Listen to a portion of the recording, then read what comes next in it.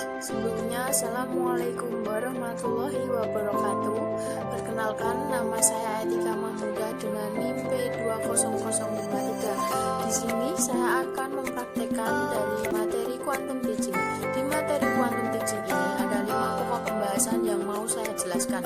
Yang pertama yaitu dari sejarah Quantum Teaching, kedua pengertian Quantum Teaching, yang ketiga prinsip-prinsip Quantum Teaching, keempat kelebihan dan kekurangan Quantum Teaching, yang terakhir yaitu langkah-langkah pembelajaran Quantum Teaching. Oke, yang pertama yaitu sejarah Quantum Teaching. Quantum Teaching atau metode Quantum Teaching ini pertama kali ditemukan oleh Bobby de Botter. Metode Quantum Teaching ini pertama kali diaplikasikan pada program dari Supercamp. Metode Quantum Teaching ini juga ikut serta berkontribusi mensukseskan program dari Supercamp, yaitu untuk meningkatkan rasa kepercayaan diri, meningkatkan harga diri, meningkatkan rasa kreativitas mahasiswa, dan lain sebagainya. Oke, yang kedua yaitu dari pengertian Quantum Teaching. Quantum Teaching adalah suatu program pembelajaran yang berfokus pada hubungan yang dinamis pada suatu lingkungan kelas. Oke, yang ketiga yaitu prinsip-prinsip dari Quantum Teaching. Di prinsip Quantum Teaching ini ada 5 prinsip. Yang pertama yaitu segalanya berbicara. Maksudnya adalah apabila ada dosen yang memberikan pertanyaan kepada mahasiswanya, maka mahasiswanya harus bisa menjawab. Kemudian segalanya bertujuan. Maksudnya adalah apabila sebelum perkuliahan, maka dosen memberikan materi ataupun kisi-kisi terlebih dahulu dan kemudian pengalaman sebelum pemberian nama. Yang keempat, akui setiap usaha, yaitu apabila ada mahasiswa yang bisa menjawab pertanyaan dari dosen tersebut, maka dosen tersebut memberikan nilai plus pada mahasiswa tersebut. Kemudian yang terakhir adalah jika layak dipelajari, maka layak pula dirayakan. Maksudnya apabila ada mahasiswa yang aktif dalam perkuliahan, maka dosen tersebut memberi nilai plus pada. Kemudian yang keempat ada kelebihan dan kekurangan dari metode Quantum Teaching ini. Yang pertama adalah satu persepsi. Maksudnya adalah apabila ada dosen yang memberikan materi, mahasiswa satu dengan mahasiswa yang lain harus bisa memahaminya.